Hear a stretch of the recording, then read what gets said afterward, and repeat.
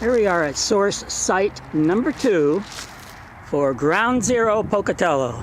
Source site of uranium materials. There they are, all there in the parking lot. Little crew is over. There's Garrett Way. And of course all over in this parking lot. All along the side of the road. All along it. Here it is right here. All along it again. All along the road. And then let's look at a field of uranium. Tons and tons of uranium ore. Blowing in the wind, has been, still is. At least they're not destructing it. What? Is that a whole mound of it over there? I don't know. I'm banned from the railroad properties. But here we are, and there's city government, Pocatello. There's the hospital. Yes, Downwinders. Downwinders of uranium site number 2 from Ground Zero, Pocatello. Here we are, Ground Zero, Site 2, Pocatello, Idaho. Another shot from part of the huge, immense tons and tons and tons of metric tons and tons of uranium materials in loose form. Here it is as far as the eye can see, all the way up to City Hall. And there's the hospital in a different distance. Is there more of it nearby? Let's see. Well, they've taken down the signs again, uranium warning, but here we have fields of uranium, mounds of uranium. Uranium, hey, you could probably buy out everybody in the community selling this stuff. Anyways, here we are, Pocatello, Idaho, Ground Zero, site number 2. Pocatello, Idaho, uranium contamination. Uranium contamination at its finest. And there's the intersection, of course, Yellow Cake Avenue and Chubbuck. And as it extends here, Yellow Cake Avenue to Pocatello City Hall. Here is the famous Garrett Way, the old Pocatello Mall. No, that was the old Westwood Mall. Coming in on Garrett Way, Route 30 Byway. Route 30 Byway, Garrett Way is just an avenue of uranium, loose uranium materials all the way through Pocatello. From one end of town to the other.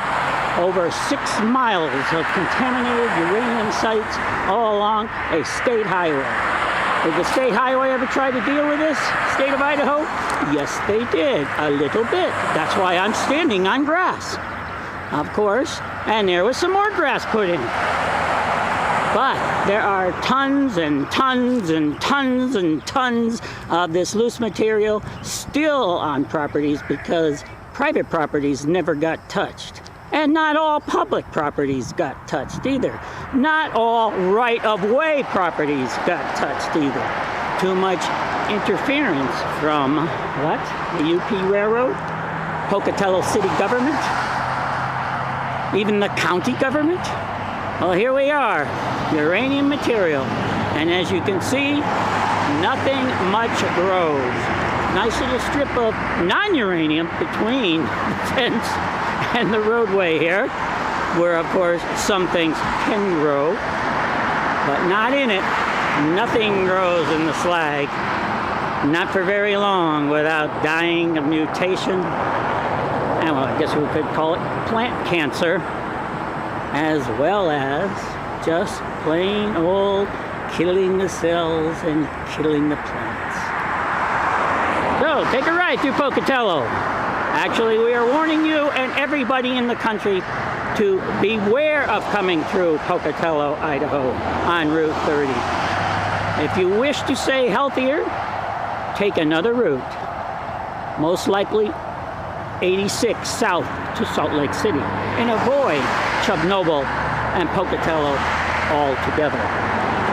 Because the wind blows here in the Gate City, and if you're driving through in the windy days, good chance you're going to get contaminated. So, free contamination here on Route 30, Idaho. Also, Business Route 15, 91, Idaho.